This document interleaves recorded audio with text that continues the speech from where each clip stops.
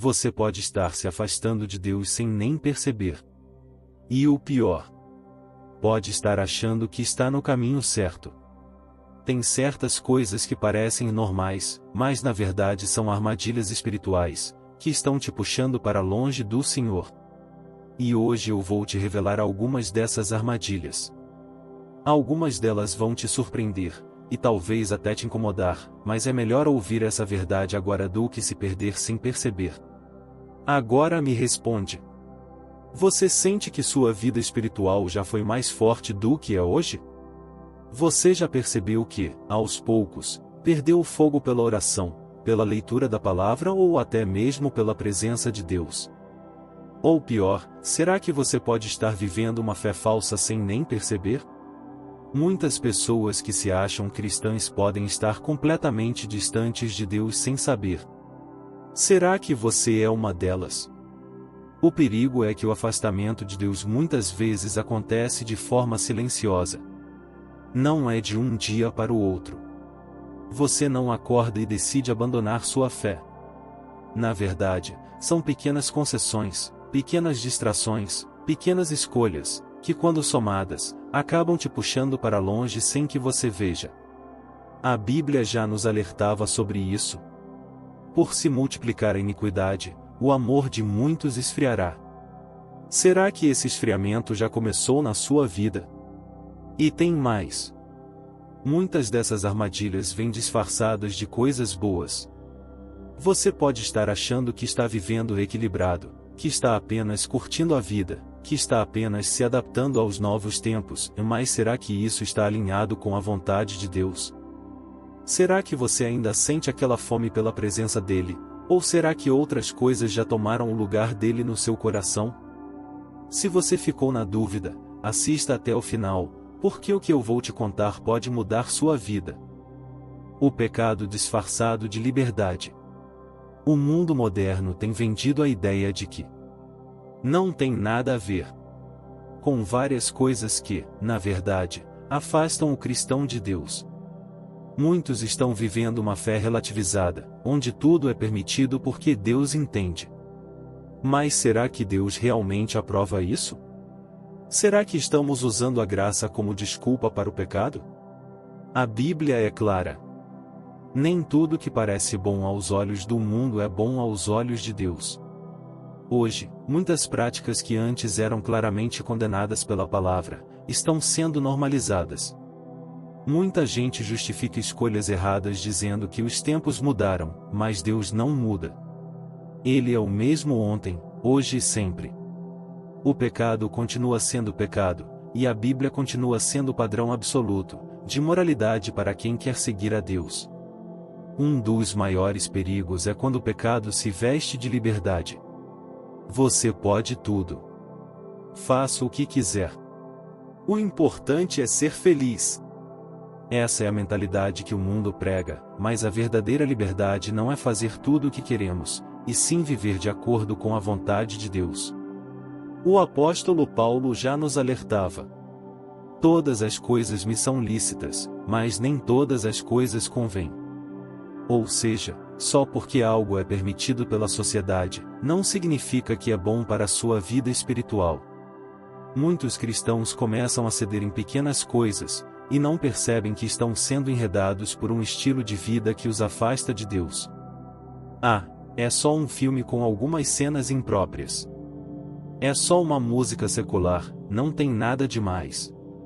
É só um pouco de diversão, não precisa ser tão radical, e assim, pouco a pouco, a mente e o coração vão se afastando da santidade que Deus deseja para nós. Outro perigo é quando tentamos adaptar o Evangelho para caber em nosso estilo de vida. Deus não nos chamou para moldarmos a fé ao nosso gosto, mas para moldarmos nossa vida de acordo com Sua palavra. Se precisamos dar desculpas para justificar certos comportamentos, é sinal de que algo está errado. Não caia na armadilha do pecado disfarçado de liberdade.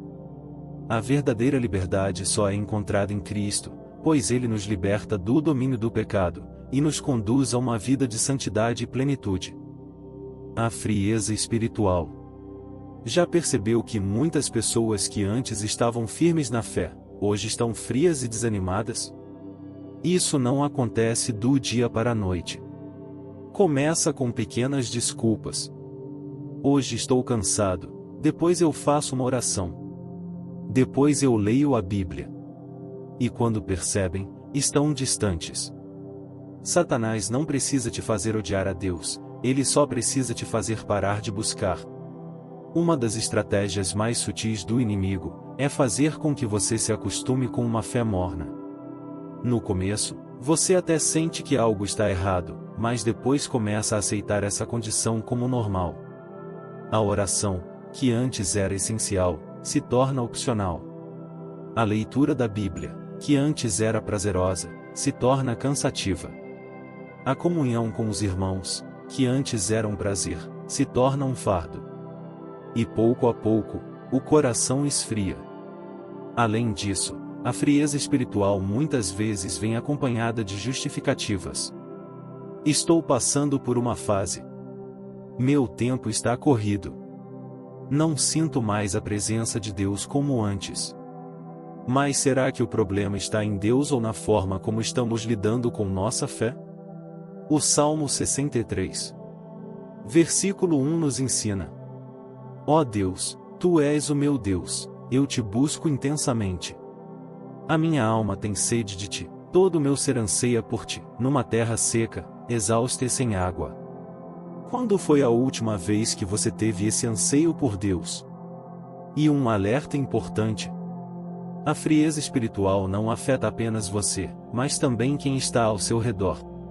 Se dentro da sua casa você não vive mais a fé de forma intensa, seus filhos, cônjuge ou amigos próximos também podem ser impactados negativamente. Seu desânimo pode se tornar uma porta aberta para que outros também esfriem na fé. Por isso, é urgente reconhecer os sinais e buscar ao Senhor antes que seja tarde demais.